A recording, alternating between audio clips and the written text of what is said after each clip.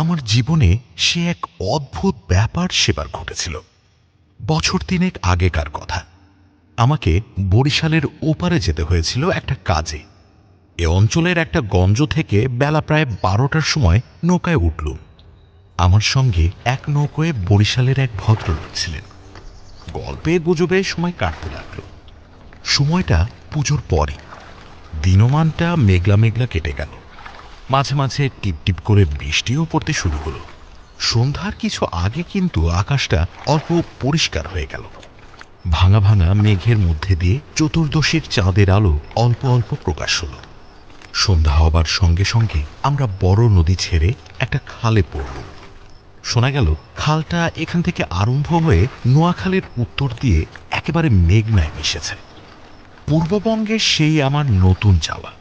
চোখে কেমন সব একটু নতুন ঠেকতে লাগলো। অপরিসর খালের দুধারে বৃষ্টি স্নাত কেয়ার জঙ্গলে মেঘে আধো ঢাকা চতুর্দশীর জ্যোৎস্না চিকমিক করছিল।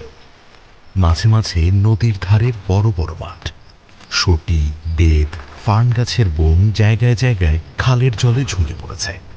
বাইরে একটু ঠান্ডা থাকলেও আমি ছইয়ের বাইরে বসে দেখতে দেখতে যাচ্ছিল। বরিশালের যে অংশটা সুন্দরবনের কাছাকাছি, ছোট ছোট খাল ও নদী চারিধারে। সমুদ্র খুব দূরে নয়, 10-15 মাইল দক্ষিণ পশ্চিমেই হাতিয়া ও সন্দ্বীপ। আর একটু রাত হল। খালের দুপারের নির্জন জঙ্গল অস্ফুট জ্যোৎস্নায় কেমন যেন অদ্ভুত দেখাতে লাগলো। এ অংশে লোকের বসতি একেবারে নেই, শুধু ঘন বন আর জলের ধারে বড় বড় হোগলা গাছ। আমার সঙ্গী বললেন, এত রাতে আর বাইরে থাকবেন না, আসুন আসুন ছইয়ের মধ্যে। এসব জঙ্গলে বুঝলেন না। তারপর তিনি সুন্দরবনের নানা গল্প করতে লাগলেন। তাঁর এক কাকা নাকি ফরেস্ট ডিপার্টমেন্টে কাজ করতেন। তারই লঞ্চে করে তিনি একবার সুন্দরবনে নানা অংশে বেরিয়েছিলেন। সেই সব গল্প। রাত প্রায় 12টার কাছাকাছি হল। মাঝি আমাদের নৌকোয় ছিল মোটে একটি। সে বলে উঠল, বাবু, একটু এগিয়ে গিয়ে বড় নদী পড়বে। এত রাতে আকাশের নদীতে পাড়ি জমাতে পারবো না, এখানেই নৌকো রাখি। নৌকো সেখানেই বাঁধা হল।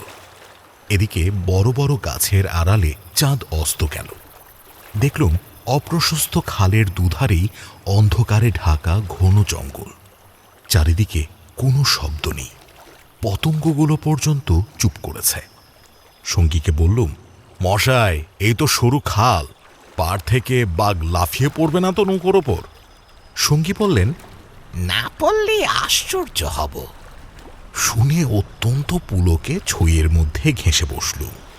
খানিকটা বসে থাকবার পর সঙ্গী বললে, আসুন একটু শোয়া যাক। ঘুম তো হবে না, আর ঘুমোনো ঠিকও না। আসুন একটু চোখ বুজে থাকি। খানিকটা চুপ করে থাকবার পর সঙ্গীকে ডাকতে গিয়ে দেখি তিনি ঘুমিয়ে পড়েছেন। মাঝিও জেগে আছে বলে মনে হলো না। ভাবলুম, তবে আমি বা কেন মিথ্যে মিথ্যে চোখ চেয়ে চেয়ে থাকি। মহাজনদের পথ ধরবার উদ্যোগ করলুম। তারপর যা ঘটল সে আমার জীবনের এক অদ্ভুত অভিজ্ঞতা। শুতে যাচ্ছি, হঠাৎ আমার কানে গেল অন্ধকার বন ঝোপের ওপাশে অনেক দূরে গভীর জঙ্গলের মধ্যে কে যেন কোথায় গ্রামোফোন বাজাচ্ছে। তাড়াতাড়ি উঠে বসলুম। গ্রামোফোন? এ বনে এত রাত্রে গ্রামোফোন বাজাবে কি? কান পেতে শুনলুম, গ্রামোফোন না। অন্ধকারে হিজল হিমতাল গাছগুলো যেখানে খুব ঘন হয়ে আছে, সেখান থেকে কারা যেন উচ্চস্বরে আর্ত করুণ সুরে কি বলছে। খানিকটা শুনে মনে হলো সেটা একাধিক লোকের সমবেত কণ্ঠস্বর। প্রতিবেশীর তেতলার ছাদে গ্রামোফোন বাজলে যেমন খানিকটা স্পষ্ট, খানিকটা অস্পষ্ট, অথচ বেশ একটানা সুরের ঢেউ এসে কানে পৌঁছয়, এও অনেকটা সেইভাবে। মনে হলো যেন কতগুলো অস্পষ্ট বাংলা ভাষার শব্দ কানে গেল, কিন্তু ধরতে পারা গেল না কথাগুলো কি। শব্দটা মাত্র মিনিট খানেক স্থায়ী হল। তারপরই অন্ধকার বনভূমি যেমন নিস্তব্ধ ছিল তেমনি নিস্তব্ধ হয়ে গেল। তাড়াতাড়ি ছুঁয়ের বাইরে এলো। চারিপাশের অন্ধকার ঝিঙের পিচির মতো কালো। বনভূমি নীরব, শুধু নৌকোর তলায় ভাটার জল কলকল করে বাঁধছে। আর শেষ রাত্রের বাতাসে জলের ধারে কেয়া ঝোপে এক প্রকার অস্পষ্ট শব্দ হচ্ছে। পাড় থেকে দূরে হিজল গাছের কালো গুঁড়িগুলোর অন্ধকারে এক অদ্ভুত চেহারা হয়েছে। ভাবলাম সঙ্গীদের ডেকে তুলি, আবার ভাবলুম বেচারেরা ঘুমোচ্ছে, ডেকে কি হবে, তার চেয়ে বরং নিচে জেগে বসে থাকি। দাঁড়িয়ে দাঁড়িয়ে একটা সিগারেট ধরালুম, তারপর আবার ছুঁয়ের মধ্যে ঢুকতে যাব এমন সময় সেই অন্ধকারে ঢাকা বিশাল বনভূমির কোনো অংশ থেকে সুস্পষ্ট উচ্চ আর্ত করুণ ঝিঝি পোকার রবের মতো তীক্ষ্ণ স্বর তীরের মতন জমাট অন্ধকারের বুক চিরে আকাশে উঠল।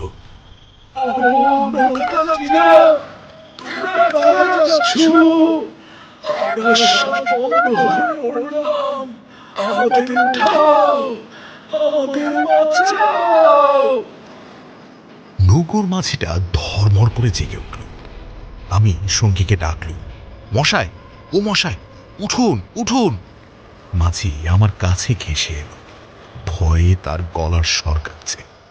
বললে, আল্লাহ আল্লাহ, শুনতে পেয়েছেন বাবু? আমি ব্যাপারটা বললুম। তিনিও তাড়াতাড়ি ছইয়ের বাইরে এলেন। তিনজনে মিলে কান খাড়া করে রইলুম। চারিদিক আবার চুপ। ভাটার জল নৌকোর তলায় বেঁধে আগের চেয়েও জোরে শব্দ হচ্ছিল। সঙ্গী মাঝিকে জিজ্ঞেস করলে, এটা কি তবে? মাঝি বললে, হ্যাঁ বাবু, বাই কীর্তিবাসার গড়।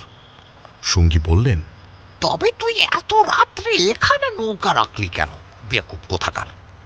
মাঝি বললে, তিনজন আছি বলেই রেখেছিলাম বাবু, ভাটার টানে নৌকো পিছিয়ে নেবার তো জো ছিল না। কথাবার্তার ধরন শুনে সঙ্গীকে বললুম, কি মশায়, কি ব্যাপার, আপনি কিছু জানেন নাকি? ভয় যতটা না হোক বিস্ময়ে আমরা কেমন হয়ে গিয়েছিল।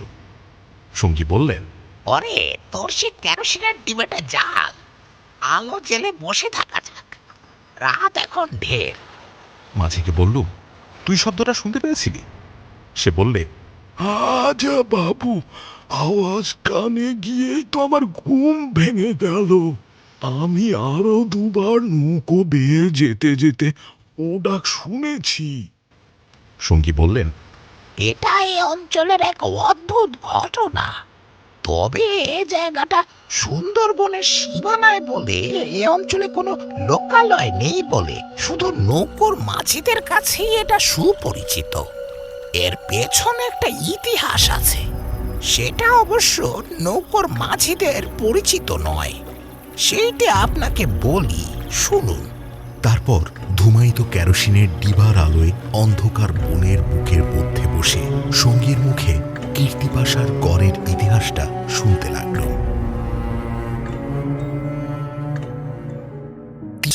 রায়মঙ্গলের মোহনা ছাড়িয়ে যাবার একটু পরেই জলদস্যুদের দ্বারা আক্রান্ত হল। তখন মধ্যাহ্নকাল।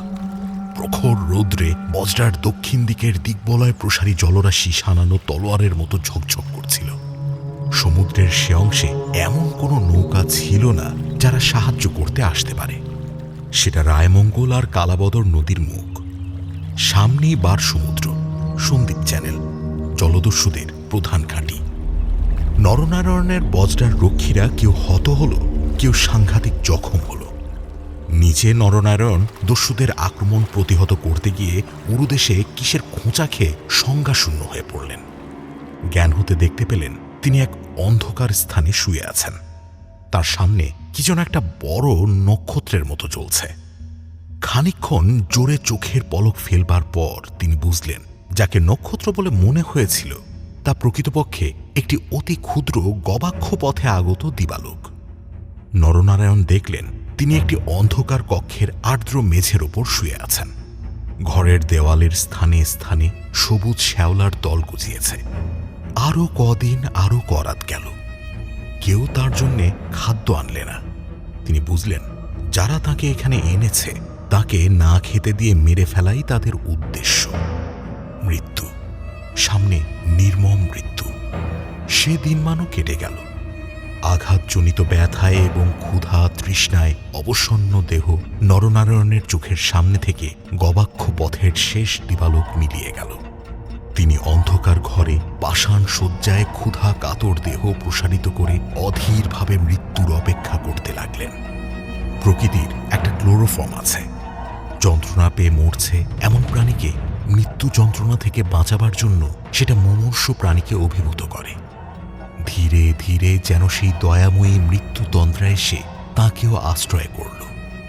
অনেকক্ষণ পরে, কতক্ষণ পরে তা তিনি বুঝতে পারলেন না, হঠাৎ আলো চোখে লেগে তার তন্দ্রা ঘোর কেটে গেল। বিস্মিত নরনারায়ণ চোখ মেলে দেখলেন তার সামনে প্রদীপ হস্তে দাঁড়িয়ে তার বন্ধু পত্নী লক্ষ্মী দেবী। কথা বলতে গিয়ে লক্ষ্মী দেবীর ইঙ্গিতে নরনারায়ণ থেমে গেলেন।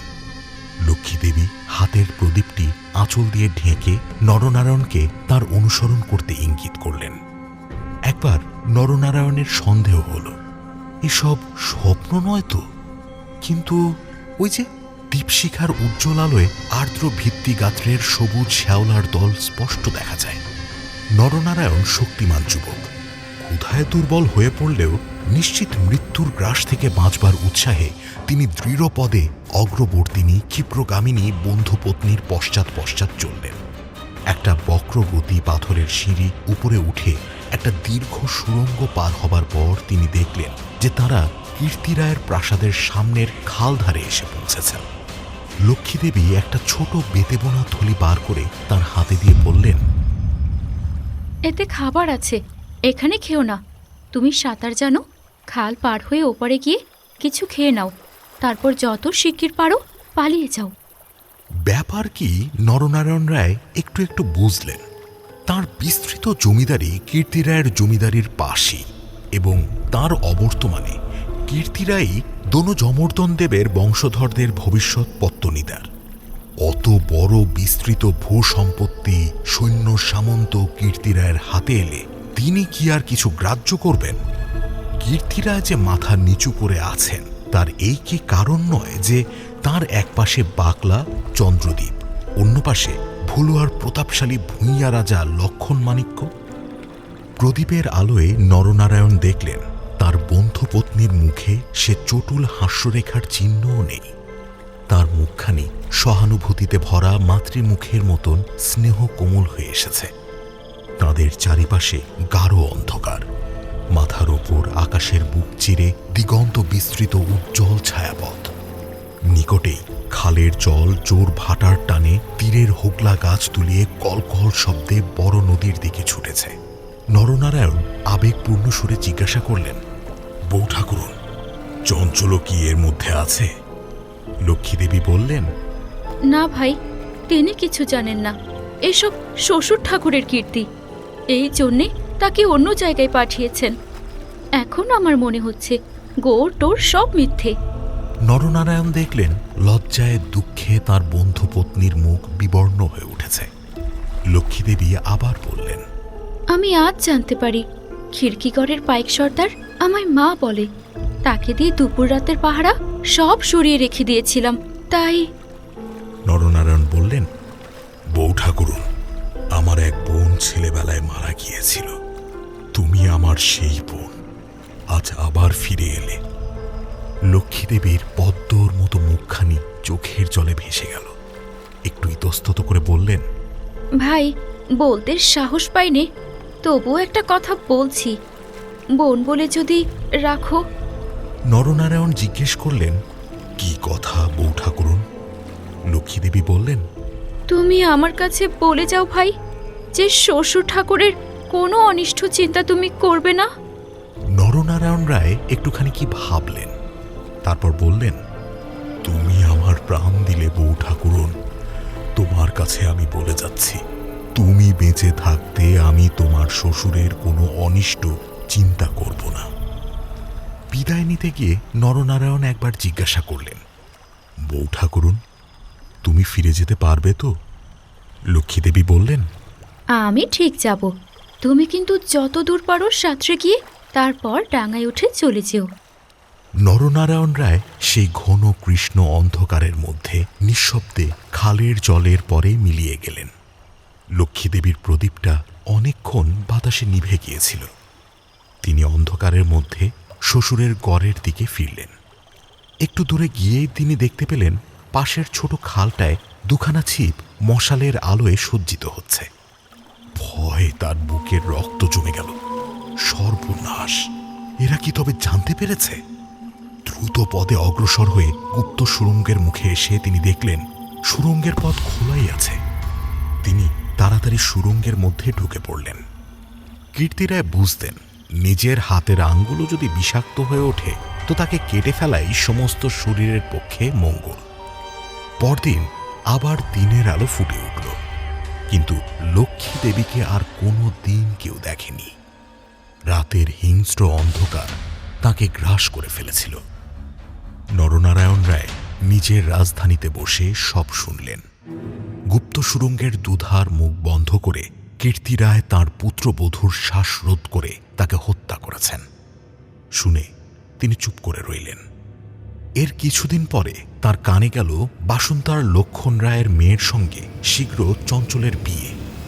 সেদিন রাত্রে চাঁদ উঠলে নিজের প্রাসাদ শিখরে বেড়াতে বেড়াতে চারিদিকের শুভ্র সুন্দর আলোয় সাগরের দিকে দৃষ্টিপাত করে দৃঢ়চিত্ত নরনারায়ণ রায়েরও চোখের পাতা যেন ভিজে উঠল। তার মনে হল তার অভাগিনী বউ ঠাকুরানীর হৃদয়ে নিঃসারিত নিষ্পাপ অকলঙ্ক পবিত্র স্নেহের ঢেউয়ে সারা জগৎ ভেসে যাচ্ছে। মনে হল তাঁরই অন্তরের শ্যামলতায় জ্যোৎস্না বিধৌত বনভূমির অঙ্গে অঙ্গে শ্যামল সুন্দর শ্রী নীরব আকাশের তলে তাঁরই চোখের দুষ্ট হাসিটি তারায় তারায় নবমল্লিকার মতো ফুটে উঠেছে। নরনারায়ণের পূর্বপুরুষেরা দুর্ধর্ষ ভূম্যধিকারী দস্যু। হঠাৎ পূর্বপুরুষের সেই বর্বর রক্ত নরনারায়ণের ধমনীতে নেচে উঠল। তিনি মনে মনে বললেন, আমার অপমান আমি একরকম ভুলেছিলাম বউ ঠাকুরন, কিন্তু তোমার অপমান আমি সহ্য করব না কখনো। কিছুদিন কেটে গেল। তারপর একদিন এক শীতের ভোর রাত্রির কুয়াশা কেটে যাওয়ার সঙ্গে সঙ্গে দেখা গেল কীর্তি রায়ের গড়ের খালের মুখ ছিপে সুলুপে জাহাজে ভরে গিয়েছে। তোপের আওয়াজে কীর্তি রায়ের প্রাসাদ দুর্গের ভিত্তি ঘন ঘন কেঁপে উঠতে লাগল। কীর্তি রায় শুনলেন আক্রমণকারী নরনারায়ণ রায়, সঙ্গে দুরন্ত পর্তুগিজ জলদস্যু সেবাস্টিও গঞ্জালেস। উভয়ের সম্মিলিত বহরের 40খানা কোষা খালের মুখে চড়াও হয়েছে। পুরো বহরের বাকি অংশ পাহির নদীতে দাঁড়িয়ে। এ আক্রমণের জন্য কীর্তি রায় পূর্ব থেকে প্রস্তুত ছিলেন। কেবল প্রস্তুত ছিলেন না নরনারায়ণের সঙ্গে গঞ্জালেসের যোগদানের জন্য। রাজা রামচন্দ্র রায় এবং রাজা লক্ষণ মাণিক্যের সঙ্গে গঞ্জালেসের কয়েক বছর ধরে শত্রুতা চলে আসছে। এ অবস্থায় গঞ্জালেস যে তাঁদের পত্তনিদার নরনারায়ণ রায়ের সাথে যোগ দেবে, এ কীর্তি রায়ের কাছে সম্পূর্ণ অপ্রত্যাশিত ঘটনা। তা হলেও কীর্তি রায়ের গড় থেকে তোপ চলল। গঞ্জালেস সুদক্ষ নৌবীর। তার পরিচালনে 10খানা সুলুপ চড়া ঘুরে গড়ের পাশের ছোট খালে ঢুকতে গিয়ে কীর্তি রায়ের নওয়ারার এক অংশ দ্বারা বাধাপ্রাপ্ত হল। গড়ের কামান সেদিকে এত প্রখর যে খালের মুখে দাঁড়িয়ে থাকলে বহর মারা পড়ে। গঞ্জালেস দুখানা কামানবাহী সুলুপ ছোট খালের মুখে রেখে বাকিগুলো সেখান থেকে ঘুরিয়ে এনে চড়ার পিছনে দাঁড় করালো। গঞ্জালেসের অধীনস্থ অন্যতম জলদস্যু মাইকেল রোজারিও ডি ভেগা এই ছোট বহর খালের মধ্যে ঢুকিয়ে গড়ের পশ্চিম দিক আক্রমণ করবার জন্য আদিষ্ট হল। অতর্কিত আক্রমণে কীর্তি রায়ের নওয়ারা শত্রু বহর কর্তৃক ছিপিয়াটা বোতলের মতো খালের মধ্যে আটকে গেল। বার নদীতে গিয়ে যুদ্ধ দেবার ক্ষমতা তাদের আদৌ রইল না। তবুও তাদের বিক্রমে রোজারিও অনেকক্ষণ পর্যন্ত কিছু না করে উঠতে পারলে না। কীর্তি রায়ের নৌবহর দুর্বল ছিল না। কীর্তি রায়ের গড় থেকে পর্তুগিজ জলদস্যুদের আড্ডা সন্দ্বীপ খুব দূরে নয়। কাজে কীর্তি রায়ের নৌবহর সুদৃঢ় করে গড়তে হয়েছিল। বৈকালের দিকে রোজারিওর কামানের মুখে গড়ের পশ্চিম দিকটা একেবারে হুমড়ি খেয়ে পড়ে গেল। নরনারায়ণ রায় দেখলেন প্রায় 30খানা কোষা জখম অবস্থায় খালের মুখে পড়ে। কীর্তি রায়ের গড়ের কামানগুলো সব চুপ। নদীর দুপার ঘিরে সন্ধ্যা নেমে আসছে।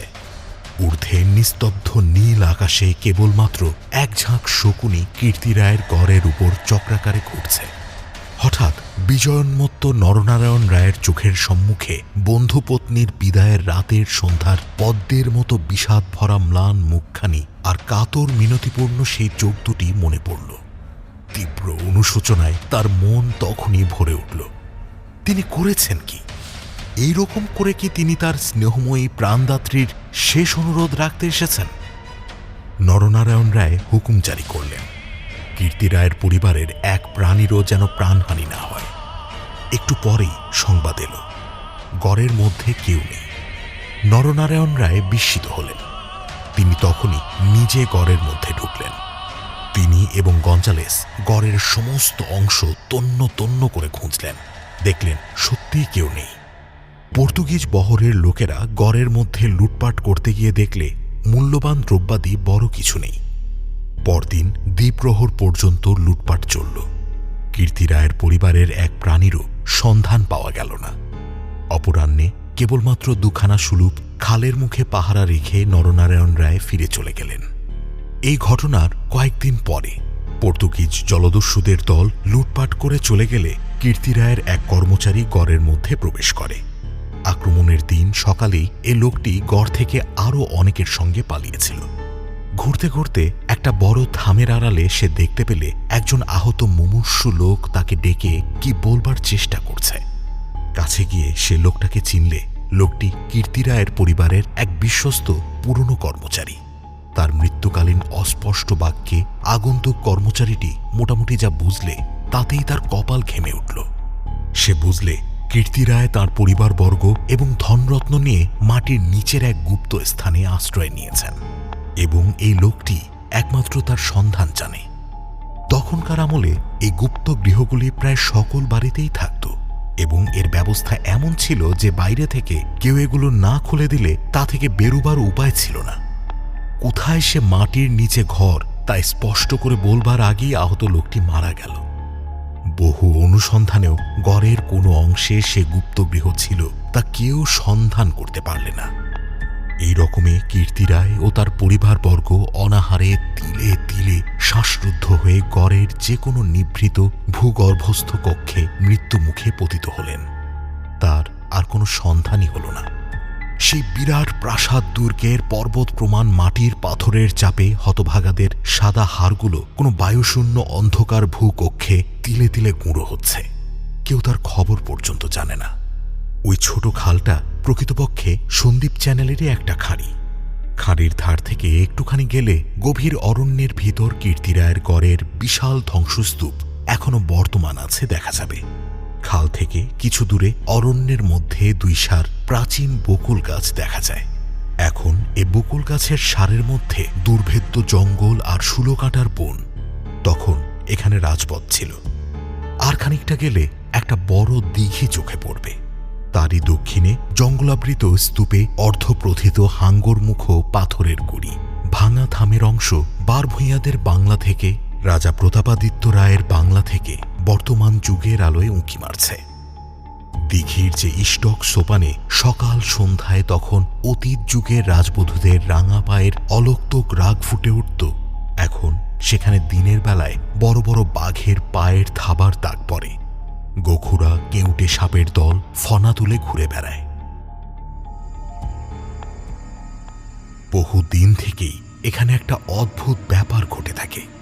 দুপুর রাতে গভীর বনভূমি যখন নীরব হয়ে যায়, হিনতাল হিজল গাছের কালো গুঁড়িগুলো অন্ধকারে যখন বনের মধ্যে প্রেতের মতো দাঁড়িয়ে থাকে, সন্দীপ চ্যানেলের জোয়ারের ঢেউয়ের আলোকোৎক্ষেপী লোনা জল খাঁড়ির মুখে জোনাকির মতো জ্বলতে থাকে, তখন খাল দিয়ে নৌকো বেয়ে যেতে যেতে মোম মধু সংগ্রাহকেরা কতবার শুনেছে অন্ধকারে বনের এক গভীর অংশ থেকে কারা যেন আর্তস্বরে চিৎকার করছে, ওগো পথযাত্রীরা, ওগো নৌকা যাত্রীরা, আমরা এখানে শ্বাসরুদ্ধ হয়ে মারা গেলাম, দয়া করে আমাদের তোলো, আমাদের তোলো। ভয়ে বেশি রাত্রে এ পথে কেউ নৌকা বাইতে চায় না।